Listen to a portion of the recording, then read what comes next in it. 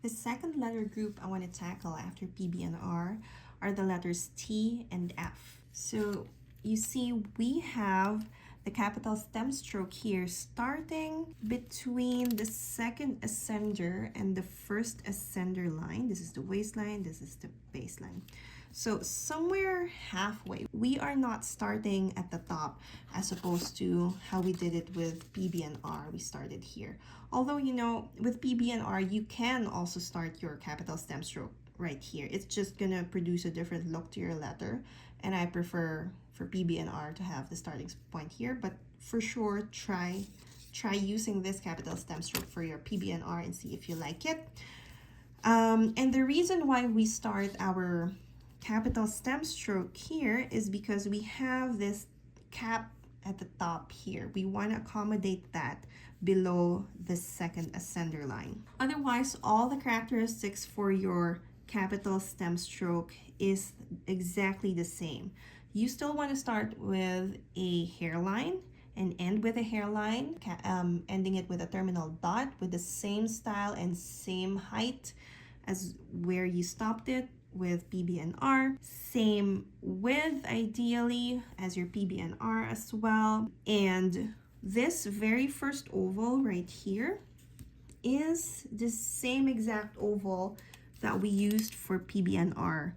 If you had chosen an oblique oval, wherein if I bisect it, it's leaning somewhere like that, you want to repeat that and echo that across your letters, PB and R, T and F. Instead of curling your entry oval here across your capital stem stroke and tucking it here or meeting it right around the middle, we are not going to be meeting the capital stem stroke at all. We are going up, up, up, and then slightly dipping down here and ending in a hairline as well. What I want you to think about when you are doing the cap is you can think about a very thin figure 8 here.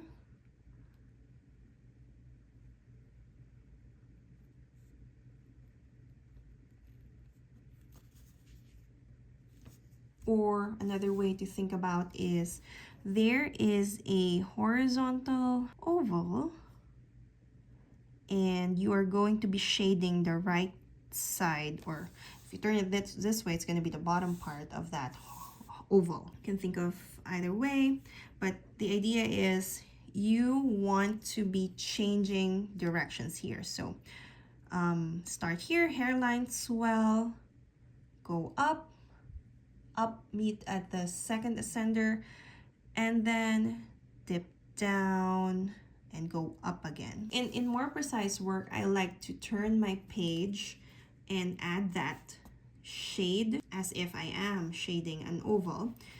But you can also try shading it without turning your page. So T and F are exactly the same except for the crossbar here. For doing this crossbar, I want you to echo what you're doing at the top. So if you see, it's equidistant to this curve here.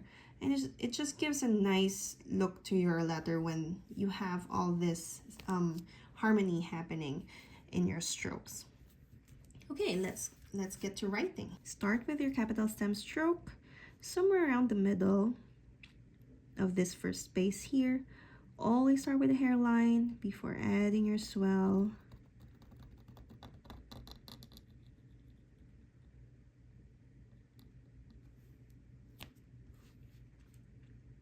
And then same entry oval. And then curve out.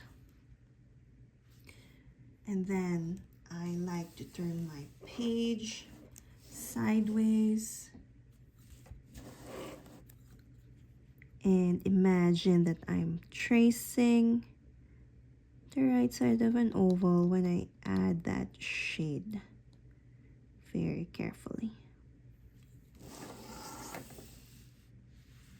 So there goes your T. When you do an H beside it, you might want to shorten your upper loop for your H so that it doesn't collide.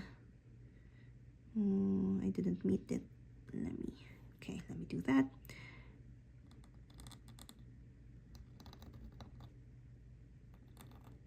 Let's write the word the.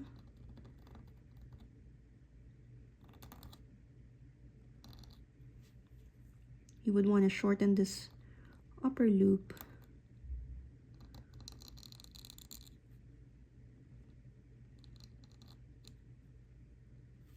I think I made it too straight, but that's okay. So for the purpose of demonstration, what I'm trying to say is the H, you wouldn't want to extend it too high because you wouldn't want it interfering with your cap over there for your T. Let's make an F.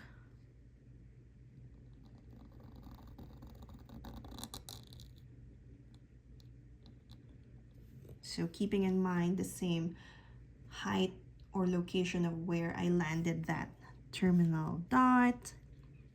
Then let's see how I can replicate the same width of that oval and same obliqueness.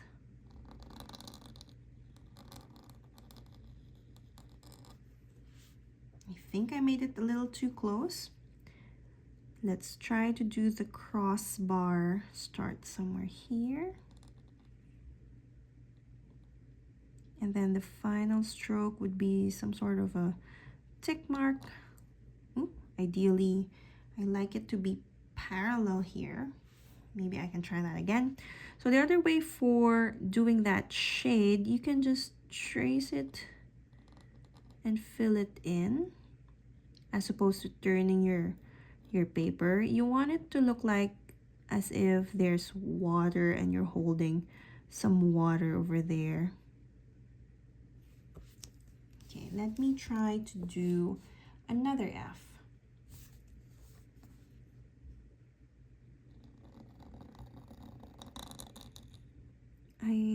I should try avoiding writing right around the slant. It's distracting for me.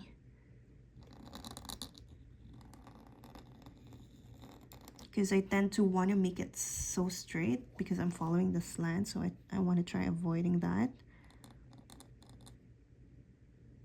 Okay.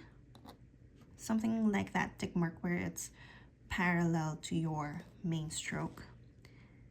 And because I don't want to rotate my paper, let me do this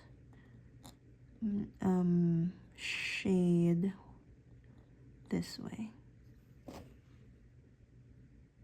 I kind of like how I curved my F here better than how I did here. This one is too straight and too low, but I do like my tick mark over here. Okay, there goes my demo for the second letter group T and F.